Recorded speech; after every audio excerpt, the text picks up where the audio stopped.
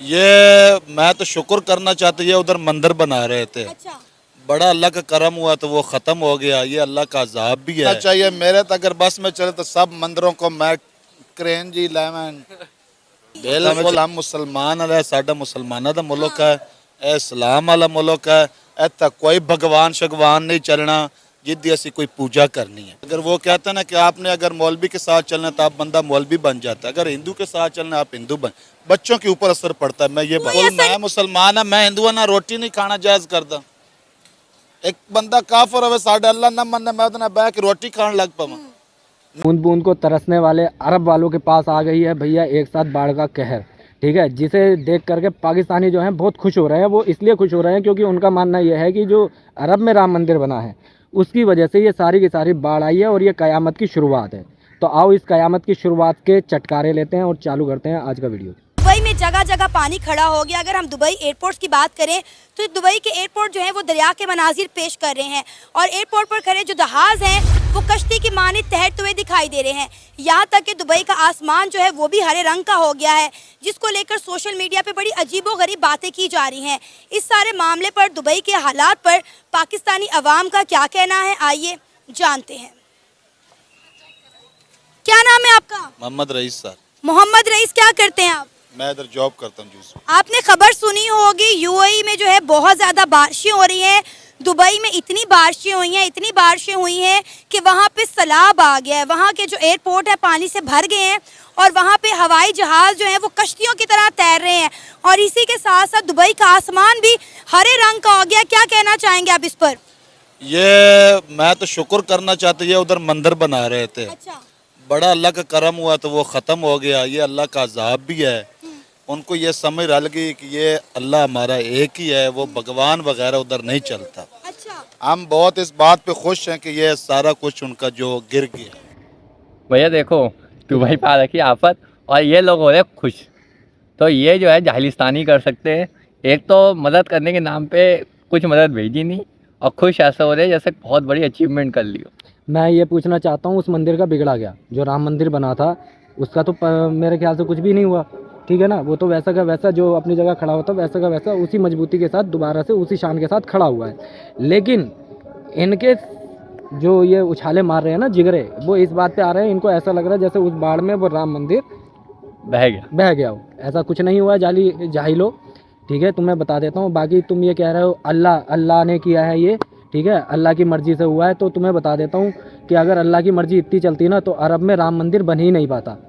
ठीक है ना, बूंद बूंद को तरसने वाले अरब के अंदर अगर आज ये सैलाब आया है तो ये भी कहीं ना कहीं राम की महिमा है। क्योंकि अगर अल्लाह की महिमा होती तो ये पानी बहुत पहले पड़ जाता। राम मंदिर बनने का इंतजार नहीं करते अरब वाले। ठीक है, आगे चलो। दूसरी बात, अजाब हमारे मुल्क में भी है। पंजाब से में रहने वाले फसल तैयार हैं, उधर बारिशें हैं तो वो सारा कुछ गिर रहा है।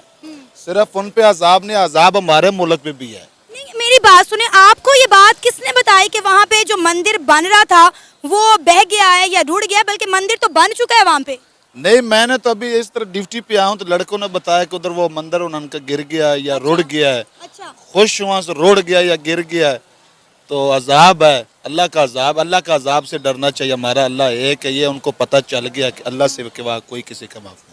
तो फिर पाकिस्तान में भी अजाब आना चाहिए। पाकिस्तान में भी तो बहुत सारे मंदिर हैं। नहीं, मंदिर ठीक है, अजाब है ना। फसल तैयार होते थे इधर, वो बारिश की होती है, गोलक होती है, सारी फसल खत्म हो जाए। इसी तरह पंजाब में आप देखें फसल तैयार होंगे तो वो बारिश की वजह से सारा कुछ खत्म हो गया। ये अजाब नहीं तो और क्या है? तो जाहिल कौम वालों, ये अल्लाह का अजाब जो है ये कभी इजराइल पर क्यों नाजिल नहीं हो रहा है भाई? इजराइल तो तुम्हें बहुत तरीके से पेल रहा है। ठीक है, इस्लाम खतरे में आ चुका है इजराइल के पेलने की वजह से। तो ये अल्लाह का अजाब वहाँ पर क्यों नहीं पड़ रहा? मैं ये पूछना चाहता हूँ, मुझे सिर्फ इतना बताओ। 5 टाइम की नमाजों में तुम इजराइल को गालियाँ देते हो, उनके लिए बद्दुआएं मांगते हो, वहाँ क्यों नहीं आया ये बताओ। ये रॉन्ग नंबर है। ठीक है, इन्हें जाहिलों को पता ही नहीं है ये पूछ किससे रहे हैं और मांग किससे रहे हैं। पिछवाड़ा उठाओ, कहीं भी बैठ जाओ और ऊपर वाले से मांग लो, ऊपर वाला दे देगा। अगर तुम इतना ही अच्छा समझ रहे हो तो आज पाकिस्तान भीख नहीं मांग रहा होता, आटे के लिए तरस नहीं रहा होता। मुझे तो लगता है कि पाकिस्तान ये जेलसी फैक्टर में बात कर रहे हैं क्योंकि यूएई के ताल्लुकात दिन ब दिन इंडिया के साथ बेहतर और पाकिस्तान के साथ खराब होते जा रहे हैं। इसलिए आप लोग इस सबको अल्लाह का अजाब का रंग दे रहे हैं और इस तरह की बातें कर रहे हैं। हमारे साथ अल्लाह है, अच्छा, उनके साथ जो भी, हम अल्लाह के सिवा कुछ नहीं, बेशक जो मर्जी उनकी ताकत, हमारे साथ अल्लाह है। सही। अच्छा, यूएई में तो मंदिर बन गया, पाकिस्तान में भी मंदिर है, सिंध में भी मंदिर है, कराची में भी मंदिर है, लाहौर में भी मंदिर है, तो आपको क्या लगता है कि जिन जिन इलाकों में मंदिर है फिर वहाँ वहाँ अजाब आना चाहिए? बिल्कुल आना चाहिए। मेरे तो अगर बस में चले तो सब मंदिरों को मैं क्रेन जी लेमन थोड़ा में ये तो चले। ज्यादती है, ये तो ज्यादती है। देखिए मुझे बताएं, जब आपकी मस्जिद, मेरी बात सुने, जब आपकी मस्जिद को कोई कुछ करेगा आपको तकलीफ होगी कि नहीं होगी? बिल्कुल, हम मुसलमान है, साडा मुसलमाना दा मुल्क है, ए इस्लाम वाला मुल्क है, इत्थे कोई भगवान शगवान नहीं चलना जिद्दी असी कोई पूजा करनी है, असी अल्लाह दे सिवा किसे दी नहीं। हाँ भैया, अल्लाह के सिवा किसी को नहीं पूछते ये लोग, पता है तुझे। और मूर्ति पूजा के बहुत खिलाफ है, ठीक है। मैं सिर्फ ये पूछना चाहता हूँ, मक्के में जो वो पत्थर रखा हुआ है जिसके चारों तरफ ये घूमते हैं और नमाजें अदा करते हैं, भाई वो क्या है? वो भी तो बुत परस्ती है ना। जब तुमने अल्लाह को देखा नहीं है, उसका कोई निशान नहीं है, तो भाई उस बुत के चारों तरफ, उस मकबरे के चारों तरफ क्या करने जाते हो? ये उसको बताओ। पूजने का क्या सवाल होता है? क्यों पूजा जाता है? और पूजा भी ऐसे आता है कि साहब उसके लिए लड़ने मरने को हाजिर है साहब। मक्केश्वर महादेव कहते हैं उसे, ठीक है ना। और अगर पता ना हो तो जाइलो, नेट पर सर्च मारो, शायद हो सकता है जहाँ आटे के लिए भाई लाइनें लगानी पड़ रही है वहाँ तो लग रहा है कि नेट काम कर रहा होगा, ये डलवा लेते होंगे नेट पैक वगैरह। जहाँ जिनके पास आटा नहीं है वो क्या डलवाएंगे? हाँ, तुम्हें तो वैसे भी अम्मी का हलाला कराने से समय नहीं मिलता, चलो छोड़ो। आप लोगों के ना इस तरह के बयानों की वजह से, आप लोगों की तरह की सोच की वजह से ना फिर दोनों मुल्कों के दरमियान नफरतें बढ़ती हैं। मेरी बात सुने, हमारे तो मुल्क अगर पाकिस्तान की बात करें, हमारे इस्लाम की बात करें, तो वो भी हर मजहब को पूरी पूरी आज़ादी देता है, फिर हम कौन होते हैं मंदिर तोड़ने वाले? मैं तो ये कहता हूँ, देखे मैं तो इधर लाहौर में तकरीबन 10-12 साल, किसी ने ये बताया ये हिंदुओं के घर हैं, ये मुसलमानों के घर है। हाँ जी। लेकिन ना देखें, फ़र्क पड़ता है जब आपके हमसाया इस तरह का टैटक मैटक पड़ता है फ़र्क।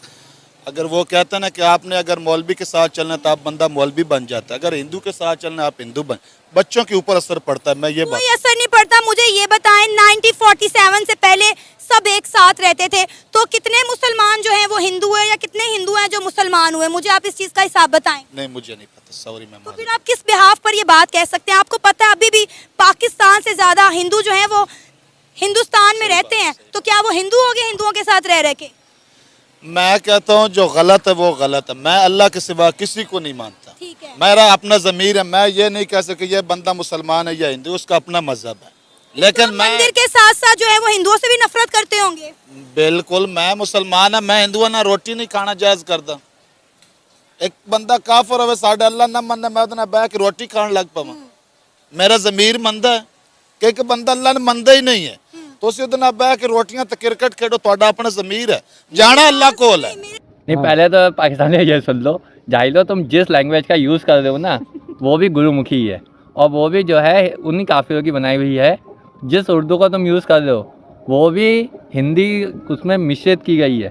लोड़ा जो ये कह रहा है ना कि हिंदू के साथ रोटी नहीं खा सकता या नहीं खाना चाहता, तो इस मासूद को मैं ये बात बताना चाहता हूँ कि जाकर अपने अब्बू अम्मी से जाकर के पूछ कि बहुत तुम्हारी जो खानदान थे ना, तुम्हारे जो पूर्वज थे वो सारे के सारे हिंदू थे, सनातनी थे। तुमने तलवारों के दम पर सलवारें खोली, जिसकी पैदाइश आज ये फटे कोंडम के नतीजे पाकिस्तान में टहलते हुए दिखाई पड़ रहे हैं।